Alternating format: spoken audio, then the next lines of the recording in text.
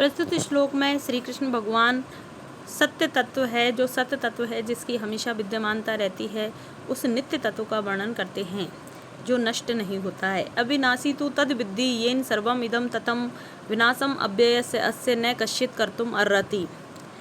अब श्री कृष्ण भगवान कहते हैं कि इसमें पहले हम ये देख लेते हैं कि कहाँ पदच्छेद करना है, कौन कौन से शब्द संयुक्त हैं।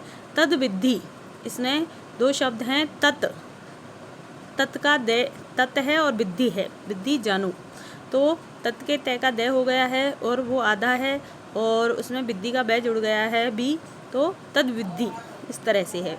विनाशम, विनाशम के में अव्ययस्य, अव्ययस्य का ए जुड़ गया है तो विनाशम अव्ययस्य, और अव्ययस्य में अस्य जुड़ गया है तो उसमें दीर्घ संधि हो गई है। अव्ययस्य कि ये और अस्य का ए मिलकर के वही दीर्घ संधि हो गया है, दीर्घ संधि हो गई है। कश्चित् कर्तुम अर्हति, तो कर्तुम के में अर्हति का ए जुड़ गया है।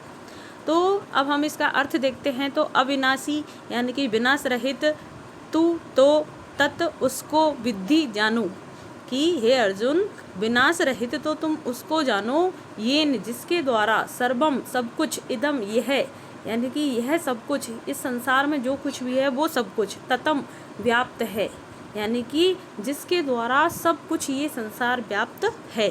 विनाशम अव्ययस्य अस्य, और इस अव्ययस्य अस्य इसका और किसका, कि अव्ययस्य जो ये अव्यय तत्व है, जो अविनाशी तत्व है, इसका विनाश न कश्चित् कर्तुम अर्हति, कोई भी न नहीं, कश्चित् कोई भी, कर्तुम करने में समर्थ हो सकता है, अर्हति समर्थ हो सकता है, करने के लिए कोई भी सामर्थ्य नहीं हो सकता है।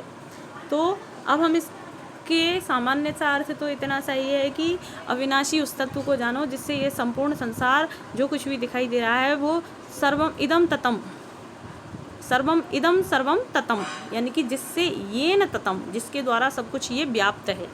और अस्य अव्ययस्य, इस अव्यय तत्व का विनाशम न कश्चित् कर्तुम अर्हति, कोई भी इसका विनाश नहीं कर सकता है। तो कहने का अर्थ है श्री कृष्ण भगवान या आत्म तत्व की ओर इशारा कर रहे हैं कि सब कुछ इस आत्म तत्व, परमात्म तत्व के द्वारा व्याप्त है और इसका कोई भी विनाश नहीं कर सकता है।